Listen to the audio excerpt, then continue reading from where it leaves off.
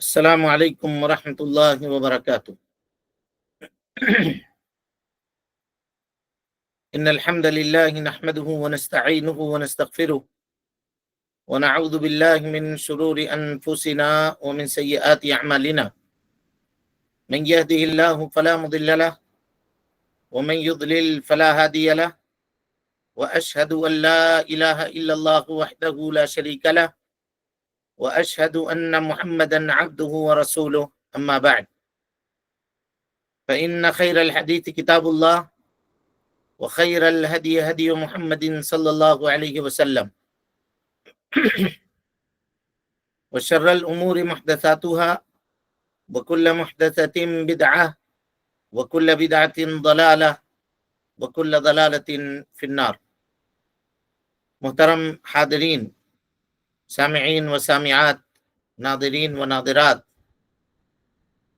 فقہ الطہارہ یا کتاب الطہارہ کی اس فقہی درس میں ہم آپ تمام حضرات کا خیر مقدم کرتے ہیں، اور اللہ سبحانہ و تعالی سے یہ دعا کرتے ہیں کہ وہ ہم سب کے مل بیٹھنے کو قبول فرمائے، علم دین، علم نافع سیکھنے، اس کے مطابق عمل کرنے، اس کی دعوت عام کرنے، اور اس راستے میں آنے والی مصیبتوں کے اوپر اللہ سبحانہ و تعالی ہم سب کو صبر کی توفیق نصیب فرمائے۔ محترم حاضرین، سامعین و سامعات، ناظرین و ناظرات، طہارت کی اہمیت انسان کی زندگی میں بہت زیادہ ہے، اور وہ ایسے ہے کہ طہارت اور پاکیزگی یہ اللہ سبحانہ و تعالی کے محبت کے حصول کا ذریعہ ہے۔ کوئی آدمی اگر یہ چاہتا ہے کہ وہ اللہ سبحانہ و تعالی کا محبوب بندہ بنے تو اسے چاہیے کہ وہ طہارت اور پاکیزگی کو اختیار کرے۔ کیا دلیل ہے اس کی؟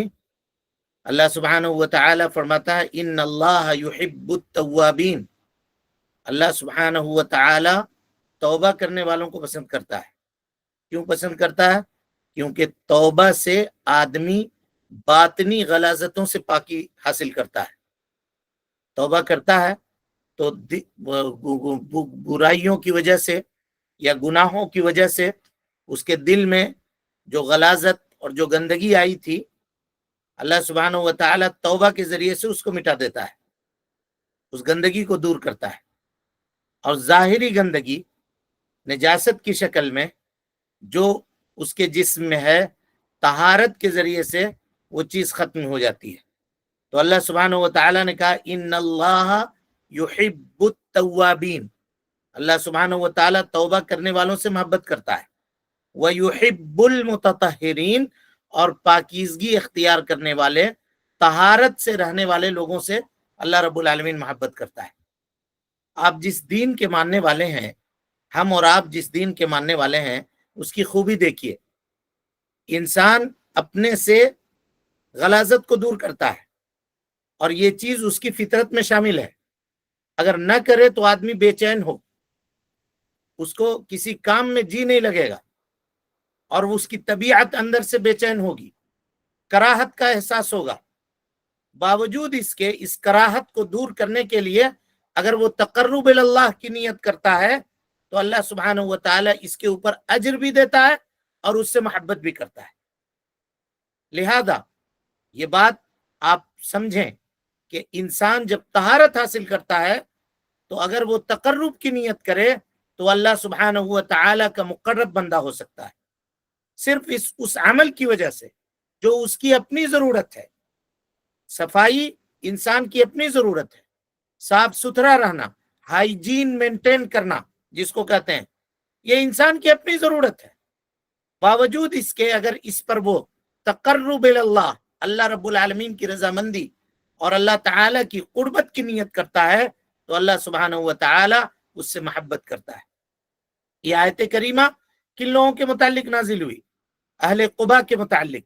ان کا معاملہ یہ تھا کہ عرب میں پانی کی قلت تھی، اس زمانے میں بھی اور آج کل کے زمانے میں بھی۔ اب تو فراوانی ہے الحمدللہ، لیکن اس وقت پانی کی قلت تھی، ہر جگہ پانی دستیاب نہیں تھا۔ اللہ کے نبی صلی اللہ علیہ وسلم جس ماحول میں رہتے تھے وہاں عام طور پہ پانی کا مسئلہ تھا، آپ سب جانتے ہیں۔ ایسے اس حالت میں بھی اہل قبا پتھر استعمال کرنے کے بعد، یعنی نجاست کو دور کرنے کے لیے پتھر استعمال کرنے کے بعد پانی کا استعمال کیا کرتے تھے، جس کی وجہ سے اللہ سبحانہ و تعالی نے ان کی تعریف بیان کی، اور رہتی دنیا تک یہ آیت کریمہ باقی رہ گئی سورہ توبہ کی، ان اللہ یحب التوابین ویحب المتطہرین۔ اللہ سبحانہ و تعالی توبہ کرنے والوں کو اور طہارت پاکیزگی اختیار کرنے والوں سے محبت کرتا ہے۔ کتنی عظیم چیز ہے، دیکھیے جتنی عبادتیں دنیا میں ہم کرتے ہیں ان تمام عبادتوں کی قبولیت کا دار و مدار طہارت کے اوپر ہے، تقوی کے اوپر ہے۔ کیسے ہے دیکھیے، اگر دل شرک کی غلاظت سے، بدعت کی غلاظت سے پاک نہ ہو تو اللہ سبحانہ و تعالی اس کے عمل کو قبول نہیں کرے گا، اور اگر انسان کا جسم پاک نہ ہو تو اس کی نمازیں ناقابل قبول ہوں گی، اللہ سبحانہ و تعالی اس کی عبادتوں کو رد کر دے گا۔ اسی لیے اس کا علم اور گہرا علم، وہ علم جو دلائل سے مبرہن ہو، وہ علم جو دلائل سے ثابت شدہ ہو، اس کو حاصل کرنا ضروری ہے، سمجھنا ضروری ہے، تاکہ ہماری جو ہے پاکیزگی درست ہو، اور جب پاکیزگی درست ہوگی، طہارت صحیح ہے، تو انسان کے اعمال اللہ رب العالمین کے نزدیک قابل قبول ہوں گے۔ اس کے علاوہ بھی بہت ساری باتیں ہیں طہارت کے تعلق سے، لیکن ہم تمہید میں بہت زیادہ آپ کو لے کر جانا نہیں چاہتے، مقدمے کے طور پر چند باتیں آپ کے سامنے رکھنی تھی، سو ان باتوں کا ذکر ہم نے آپ کے سامنے کر دیا کہ آج سے قبل ایسا ہو سکتا ہے کہ ہم میں سے بہت سارے لوگ ایسے ہوں گے جو استنجا کرتے وقت اس بات کا خیال اور کھٹکا تک نہیں آتا ہوگا کہ یہ عمل جو کر رہے ہیں جس میں میرا فائدہ ہے، اس عمل کی وجہ سے اللہ کے ہم محبوب بن رہے ہیں۔ یہ نیت کیجئے، یہ فائدہ ہے اس کتاب کے پڑھنے کا اور اس علم کے پڑھنے کا، اس علم کے جاننے کا۔ طہارت کتنی عظیم چیز ہے، اب دیکھیے لوگ کہتے ہیں اس میں کیا ہوگا، وضو، غسل اور اسی کے مسائل تو بیان ہوں گے۔ وضو غسل کے مسائل اگر پورے طور پہ آدمی نہ سمجھے تو کبھی پاک نہیں ہو سکتا ہے۔ اب آپ حیران رہیے گا، جو باتیں انشاءاللہ العزیز اگر اللہ نے توفیق دی تو ہم آپ کے سامنے جب بیان کریں گے تو آپ کو اور خود ہم کو یہ بات سمجھ میں آئے گی کہ ہم کیا کر رہے تھے اور مسائل اصل میں ہیں کیا، اور کتنا ہمیں جانکاری حاصل کرنی چاہیے اور کتنی ہمیں باتوں کو سمجھنی چاہیے، اس کا اندازہ ہوگا۔ لہذا اس طرح کے کلاسوں کو غنیمت جانیے، اور اللہ سبحانہ و تعالی سے یہ توفیق طلب کیجئے کہ اللہ تعالی ہمیں علم نافع سیکھنے اور اس کے مطابق عمل کرنے، اس کی دعوت کو عام کرنے، اور اس راستے میں آنے والی مصیبتوں کے اوپر اللہ سبحانہ و تعالی ہم سب کو صبر کرنے کی توفیق نصیب فرمائے۔ محترم حاضرین، چونکہ یہ چیپٹر ہے فقہ کا، فقہ الطہارہ، تو ہم پہلے فقہ کی تعریف کریں گے۔ فقہ لغت میں کہتے ہیں سمجھنے کو، الفہم مطلقاً۔ قرآن مجید میں اسی معنی کے اوپر اللہ سبحانہ و تعالیٰ نے فقہ کا استعمال کیا ہے۔ حضرت موسیٰ علیہ السلام کی زبان میں لکنت تھی، اب سب کو معلوم ہے۔ فرعون کے محل میں ایک مرتبہ ایک چنگاری اٹھا کر کے انہوں نے اپنے منہ میں رکھ لیا تھا، جس کی وجہ سے ان کی زبان میں تتلاہٹ آ گئی تھی، بات لوگ سمجھ نہیں پاتے تھے جو بولتے تھے۔ اسی کا تانا فرعون دیتا تھا، امن ھذا الذی ھو مہین، یہ جو گرا پڑا ہے ہمارے سامنے، اعوذ باللہ، حضرت موسیٰ علیہ السلام کو کہتا تھا کہ یہ جو گرا پڑا ہے، ذلیل و رسوا ہے، جس کو ہم نے اپنے پاس لا کر کے پالا ہے، ہم نے پرورش کی ہے، ولا یکاد یبین، بات تک نہیں کر سکتا ہے، اپنی بات درست بتا نہیں سکتا، وہ ہم کو دین سکھا رہا ہے۔ یہ فرعون تانا دیا کرتا تھا۔ جب اللہ سبحانہ و تعالیٰ نے حضرت موسیٰ علیہ السلام کو نبوت سے سرفراز کیا تو حضرت موسیٰ نے دعا کی، کیا دعا کی؟ دیکھیے، رب اشرح لی صدری، اے اللہ میرے دل کو کھول دے، میرے سینے کو کھول دے اس علم کے لیے، رسالت کے علم کے حصول کے لیے، ویسر لی امری، اور میرے معاملے کو اللہ آسان کر دے، جو ذمہ داری تو میرے اوپر سونپ رہا ہے اے اللہ، تیری آسانی کے بغیر یہ ذمہ داری ہم نہیں مکمل کر سکتے، اے اللہ تو توفیق دے کہ تیرے دیے گئے ڈیوٹی کو مکمل اور کامل طریقے کے اوپر میں نبھا سکوں، اس راستے کو میرے لیے آسان کر دے۔ اور اس کے بعد کہا وحلل عقدۃ من لسانی، اے اللہ زبان کی لکنت دور کر دیجئے، یفقہوا قولی، تاکہ لوگ میری بات سمجھ سکیں۔ ایسے تتلا بولیں گے، آدھی بات اٹک اٹک کے کریں گے اور زبان لڑکھائے گی میری، تو لوگ بات کیا سمجھیں گے؟ تو اے اللہ وحلل عقدۃ من لسانی، زبان میں میری جو لکنت ہے اے اللہ اس کو دور کر دے۔ کیوں دور کر دے؟ کہ یفقہوا قولی، تاکہ لوگ میرے قول کو سمجھیں، میری بات کو سمجھیں۔ ابھی نہیں سمجھ پاتے ہیں، ان کو کان لگانا پڑتا ہے، میرے کو بار بار کہنا پڑتا ہے، زبان کی لکنت درست کر دے۔ تو یہاں پہ اللہ سبحانہ وتعالی نے فقہ کو کس معنی میں استعمال کیا؟ فقہ کو فہم کے معنی میں استعمال کیا، اور کبھی کبھی فقہ جو ہے نا فہم دقیق کے معنی میں آتا ہے، یعنی کسی باریک چیز کو سمجھنا، اس کو کہتے ہیں فقہ۔ کسی عام چیز کو سمجھنا فقہ نہیں کہیں گے، بہت گہری چیز، باریک چیز کا علم حاصل کرنا اور اس کو سمجھنا، اس کو فقہ کہتے ہیں۔ جیسے حضرت شعیب علیہ السلام کے مسئلے میں بات آئی، حضرت شعیب علیہ السلام کے قوم نے کیا کہا یا شعیب ما نفقہ کثیرا مما تقول، بہت ساری باتیں جو آپ کرتے ہیں وہ ہم نہیں سمجھتے ہیں۔ یہاں نہیں سمجھنے کا کیا مطلب؟ اس بات کی باریکی کو نہیں سمجھتے ہیں۔ کیوں آپ ایسا کر رہے ہیں؟ ہمارے ہی قوم کے رہنے والے تھے، ہمارے سماج اور معاشرے اور محلے میں پلے بڑھے ہیں، باپ دادا جس کی عبادت کرتے تھے، آج کہہ رہے ہیں کہ وہ غلط ہو گیا۔ اس کے اندر کیا باریکی ہے بھائی؟ کیا مسئلہ ہے آپ کا؟ کیا مصلحت ہے؟ ہم نہیں سمجھ پا رہے ہیں۔ تو یہاں فقہ کے معنی فہم دقیق، کسی باریک چیز کو سمجھنا۔ بہرحال چاہے فہم مطلق یا فہم دقیق ہو، دونوں معنی میں فقہ کے لفظ کو استعمال کیا جا سکتا ہے۔ سمجھ گیا؟ یہ فقہ کا لغوی معنی ہوا سمجھنا، سمجھنا۔ الفہم مطلقاً، کسی چیز کو سمجھنا، یا آپ یہ کہہ سکتے ہیں الفہم الدقیق، باریک چیز کو سمجھنا فقاہت کہلاتی ہے۔ سمجھ گئے؟ فقہ کا لغوی معنی۔ اب آئیے فقہ کا اصطلاحی معنی۔ هو العلم، کہتے ہیں ایسے علم کو فقہ کہتے ہیں کہ شریعت کے وہ احکام جن کا تعلق عمل سے ہے۔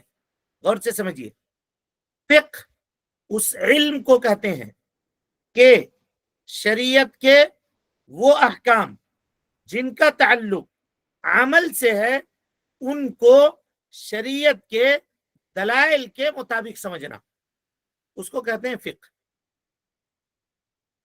العلم باحکام الشرعیت العملیہ المکتسب من ادلتها التفصیلیہ، عربی زبان میں یہ اس کی تعریف ہوئی۔ العلم باحکام الشریعہ، شریعت کے احکام کے علم کو، لہذا حساب بنانے کو فقہ نہیں کہہ سکتے، انجینئرنگ کو فقہ نہیں کہہ سکتے، طب اور ڈاکٹری کو فقہ نہیں کہہ سکتے۔ شرعی ہاں وہ نفع بخش علم ہے، اس میں ہم کو ذرہ برابر کہیں سے کوئی تردد نہیں ہے، لیکن فقہ کا مطلب یہ ہے کہ شرعی علم کا حاصل کرنا۔ العلم باحکام الشریعہ، شریعت کے احکام کے علم کو حاصل کرنے والے کو فقیہ کہیں گے۔ انجینئر ہے اس کو محدث کہیں گے، طبیب کہیں گے، لیکن فقیہ نہیں کہیں گے۔ فقیہ کس کو کہیں گے؟ اس کو کہیں گے جو شریعت کے احکام کا علم جانتا ہو۔ العلم باحکام الشریعیہ، شرعی علم ہونا چاہیے، تب جا کر کے وہ آدمی فقیہ ہوگا۔ العملیہ، عمل سے اس علم کا تعلق ہونا چاہیے۔ کیا مطلب ہوا؟ فقہ نہیں ہو، عمل سے تعلق ہوگا، مطلب عقیدہ نہیں ہو۔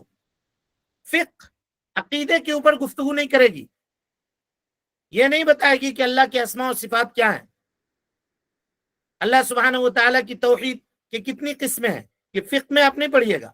ہاں یہ آپ کو پتہ چلے گا نماز کا حکم کیا ہے، روزے کا حکم کیا ہے، کیونکہ یہ عملی مسئلے ہیں جس کے اوپر انسان عمل کرتا ہے، سمجھ رہا ہے؟ تو ایک چیز ہے عقیدہ اور ایک چیز ہے فقہ، یہ دونوں الگ الگ چیز ہیں۔ عقیدے کو کہتے ہیں علم اصول الدین، اور فقہ کو کہتے ہیں علم فروع الدین، دین کے فروعات کا علم۔ اس میں بتایا جاتا ہے روزہ کیسے رکھنا ہے، نماز کیسے، زکوٰۃ کیسے، وضو کا کیا معاملہ ہے، تیمم کیسے، یہ ساری چیزیں فقہ کے اندر بات ہوں گی۔ جبریل کون ہے، یہ معاملہ یہاں نہیں ہوگا۔ فرشتوں کے اوپر ایمان لانا، اس پر گفتگو نہیں ہوگی۔ اللہ کی کتابوں کے اوپر ایمان لانا، رسولوں کے اوپر ایمان لانا، جو ایمان کے ارکان ہے اس پر بات نہیں ہوگی۔ یہاں بات عملی مسائل سے ہوگی، اس کو کہتے ہیں فقہ۔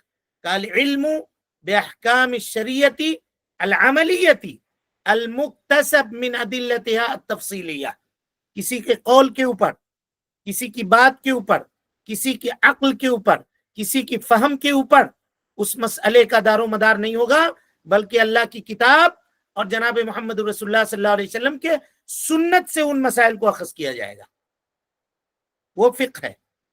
یہ فقہ نہیں ہے کہ چلو قرآن تم نہیں سمجھ سکتے ہو، بہت مشکل کتاب ہے، قرآن نہیں پڑھو، حدیث نہیں پڑھو، امام صاحب نے سمجھ کر کے پڑھ کر کے ایک کتاب لکھ دی ہے، اسی کو فالو کر لو، سارے لوگ مل کر کے مان لو۔ یہ کون بات ہوئی؟ اب اس میں کیا بات ہے کیا نہیں ہے ہم وہ کیوں کریں گے؟ کیوں نہ اس کو دلیلوں کے اوپر پرکھیں گے؟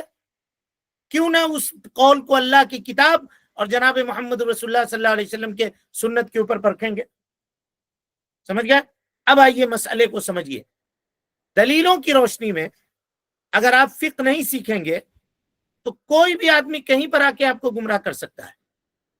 کیسے گمراہ کر سکتا ہے؟ دیکھیے، ابھی کی بات ہے، یوٹیوب کے اوپر ایک ویڈیو وائرل ہو رہا ہے نا، وہ ویڈیو میں کیا ہے، ایک صاحب جو مفتی ہیں اور وہ لوگوں کو وضو کا طریقہ بتلا رہے ہیں۔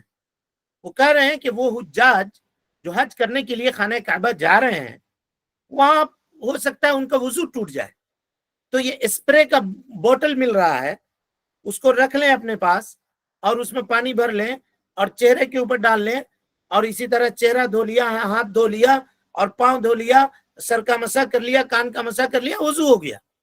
کہا کلی کرنا، ناک میں پانی ڈالنا، کہا اس کی ضرورت نہیں ہے۔ کیا اللہ کے نبی صلی اللہ علیہ وسلم نے زندگی میں کبھی بھی پانی کی قلت کے باوجود بھی کبھی اللہ کے نبی صلی اللہ علیہ وسلم نے بغیر کلی کے اور بغیر میں ناک میں پانی ڈالے وضو کیا ہے؟ بتائیے آپ کیسا طریقہ سکھلا رہے ہیں؟ آپ کیا بتا رہے ہیں لوگوں کو؟ اگر آپ یہ کہہ رہے ہیں، وہ کیا کہہ رہے ہیں کہ وضو کے فرائض میں وہ چیز نہیں ہے، تو کیا جو چیز وضو کے فرائض میں نہیں ہے سنت میں اس کو ترک کر سکتے ہیں، چھوڑ سکتے ہیں؟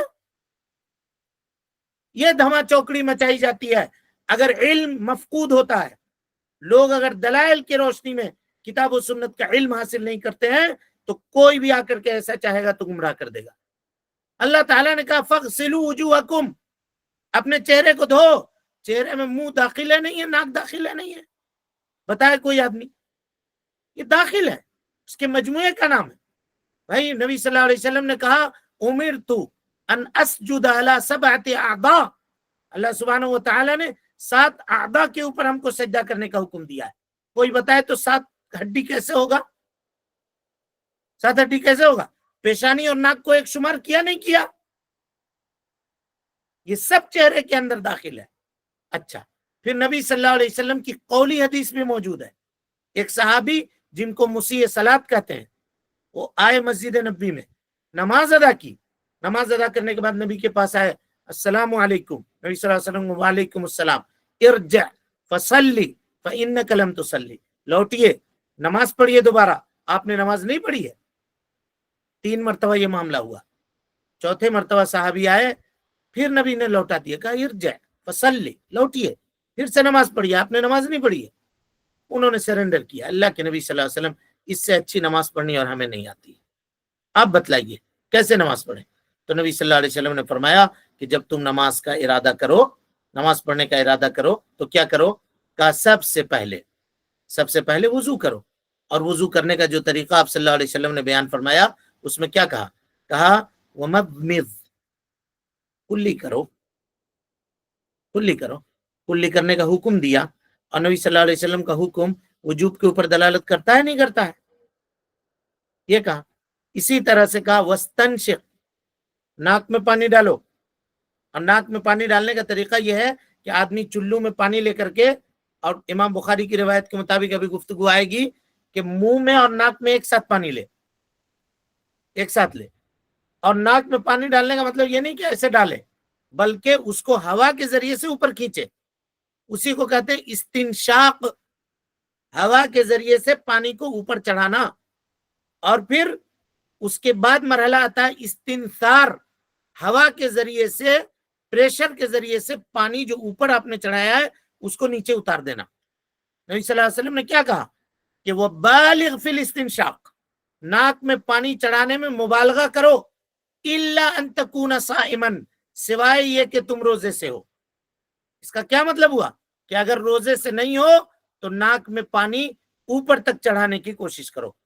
ये साहब कह रहे हैं कि नहीं, नाक में पानी चढ़ाने की जरूरत नहीं है, कुल्ली करने की जरूरत नहीं है, तो आप नबी सल्लल्लाहु अलैहि वसल्लम की बात मानिएगा या मुफ्ती साहब की बात मानिएगा, किसकी मानिएगा?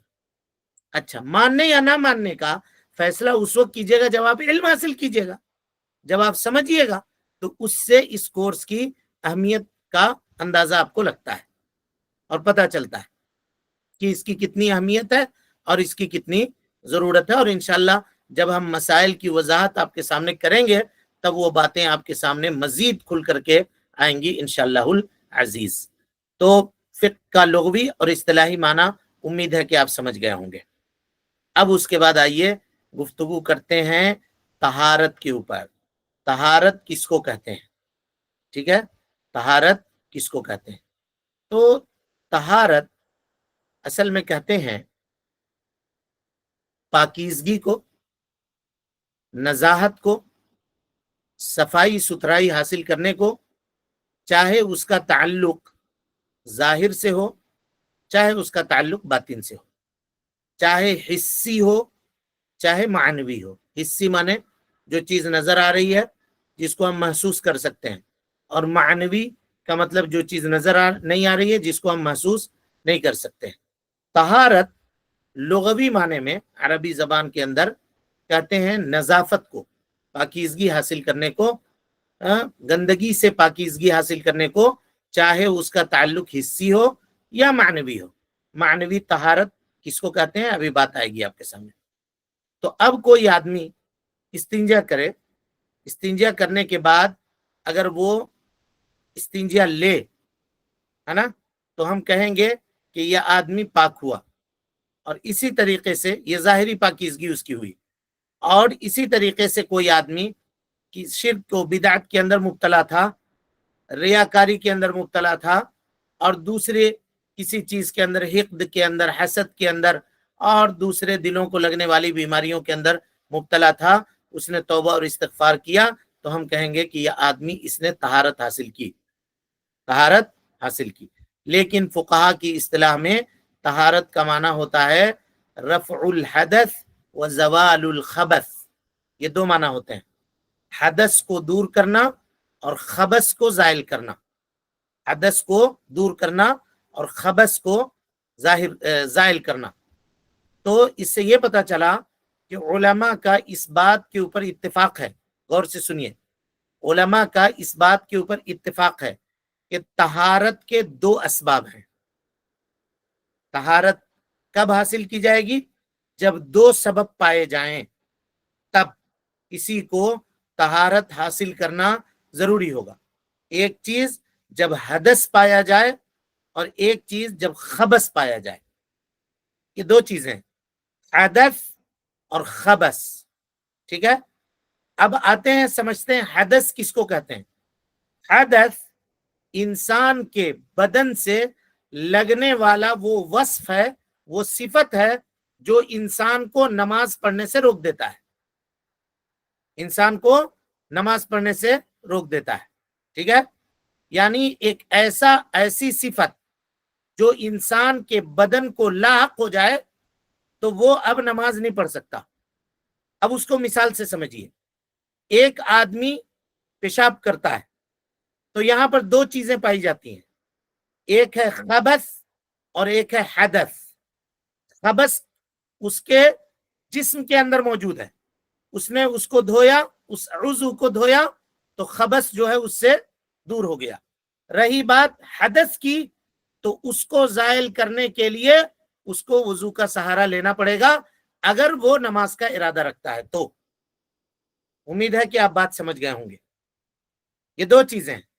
تو حدث جو ہے وہ عین سے تعلق نہیں رکھتا، وہ نجاست ظاہری نہیں ہے بلکہ انسان کے جسم سے لگنے والا صفت ہے کہ جب انسان کو لاحق ہو جائے تو اس کے ذریعے اس کے لاحق ہونے کے بعد وہ نماز نہیں پڑھ سکتا جب تک وہ وضو نہ کر لے، جب تک وہ وضو نہ کر لے. طہارت حدث کے دور کرنے کو کہتے ہیں، اور حدث کی دو قسم ہے. حدث مانے ناپاکی، ناپاکی کی دو قسم ہے. ایک ہے حدث اکبر، اس کو ہم لوگ جنابت بھی کہتے ہیں، اور ایک ہے حدث اصغر. حدث اکبر کو دور کرنے کے لیے غسل کرنا پڑے گا، اور حدث اصغر کو دور کرنے کے لیے وضو کرنا پڑے گا.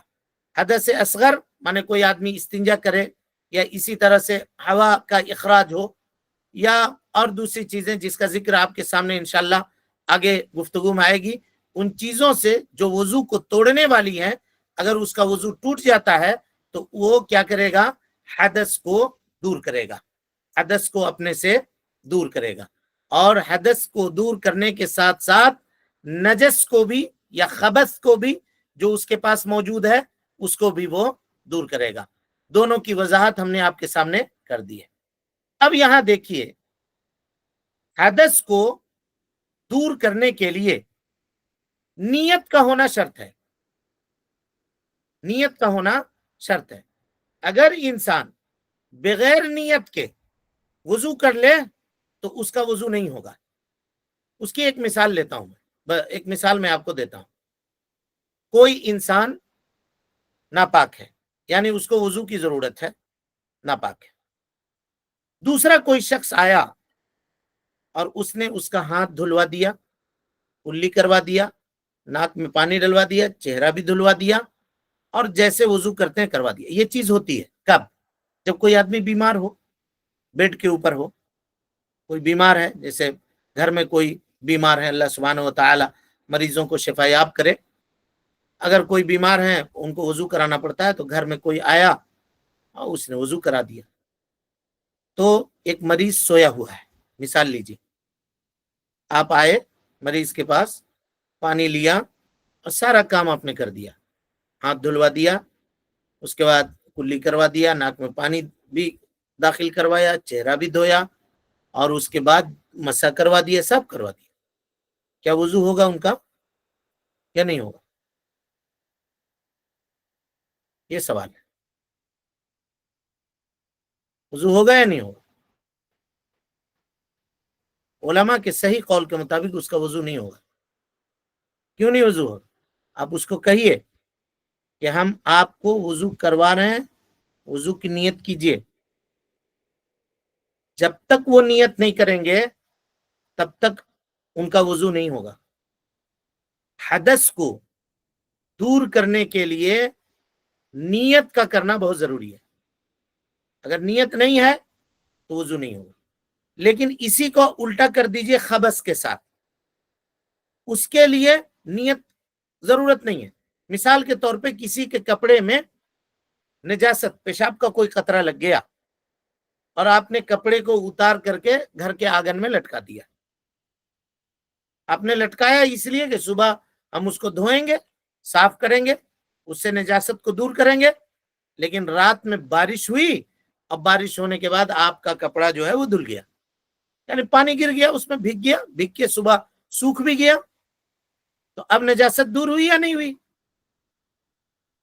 تو فقہا کہتے ہیں کہ نجاست آپ کی دور ہو گئی، کیونکہ حدث کو دور کرنے کے لیے نیت کا ہونا شرط ہے، نجس کو دور کرنے کے لیے نیت کا ہونا شرط نہیں ہے. اب اس میں کیا مسائل ہیں اور کس طرح کے مسائل ہیں، انشاءاللہ ہم اس کا تذکرہ آئندہ کے درس میں آپ کے سامنے کریں گے. تو بات یہ ہوئی کہ طہارت کے معنی پاکیزگی اور صفائی. طہارت کے اسباب دو ہیں، ایک خبث اور ایک جو ہے نجس، یہ دونوں چیزیں اگر انسان کے سامنے پائی جائیں تو اس کو طہارت کرنا پڑے گا۔ طہارت کی ضرورت کب پڑتی ہے، کیسے پڑتی ہے، اور اس کے لیے نیتوں کا کیا مسئلہ ہے، پھر آئندہ کے درس میں ہم آپ کے سامنے رکھیں گے۔ ہم کوشش کریں گے انشاءاللہ کہ آسان کر کے بہت سہولت کے ساتھ مسائل کو آپ کے سامنے رکھنے کی کوشش کریں، اور دلائل کی روشنی میں جتنا ہلکا ہو سکے اتنا ہلکا رکھیں آپ کے سامنے، تاکہ یہ بوجھل نہ ہو آپ کے پاس۔ بہت سارے لوگ ایسے ہوں گے جو بگنر ہوں گے، جن کو ابھی نیا نیا جو سیکھ رہے ہوں گے، تو اب صبر کیجئے گا۔ علم ثقیل ہوتا ہے، بھاری ہوتا ہے، اس کے اوپر صبر کرنا پڑتا ہے، لیکن آپ شروع میں اگر پیٹرن سمجھ جائیے گا، پڑھ کے نکل لیجئے گا آگے، تو پھر آگے کی چیزیں آپ کے لیے آسان ہو جائیں گی۔ لیکن ابھی ہمت ہار جائیے گا کہ یہ سب کیا کر رہے ہیں، تو ہمت ہارنے کا سوال ہی نہیں پیدا ہوتا، کیونکہ یہ چیزیں آپ کے لیے ضروری ہے، ہم سب کے لیے ضروری ہے۔ بغیر اس کے ہم اللہ سبحانہ و تعالیٰ کی عبادت کا حق ادا نہیں کر سکتے۔ تو جن چیزوں پہ ہماری عبادتوں کے قبولیت کا مدار ہے، ان چیزوں کا سیکھنا ہمارے لیے ضروری ہے۔ اللہ سبحانہ و تعالیٰ سے دعا ہے کہ وہ ہم سب کو حسن عمل کی توفیق دے، ہم سب کی اصلاح فرمائے، نیکیوں کو قبول کرے، سیئات سے درگزر فرمائے، جب تک زندہ رکھے، دین اسلام پہ زندہ رکھے، اور جب اٹھائے ایمان پہ اٹھائے۔ آمین۔ اقول قولی ھذا واستغفر اللہ لی ولکم ولسائر المسلمین من کل ذنب وخطیئۃ فاستغفروہ انہ کان للأوابین غفورا۔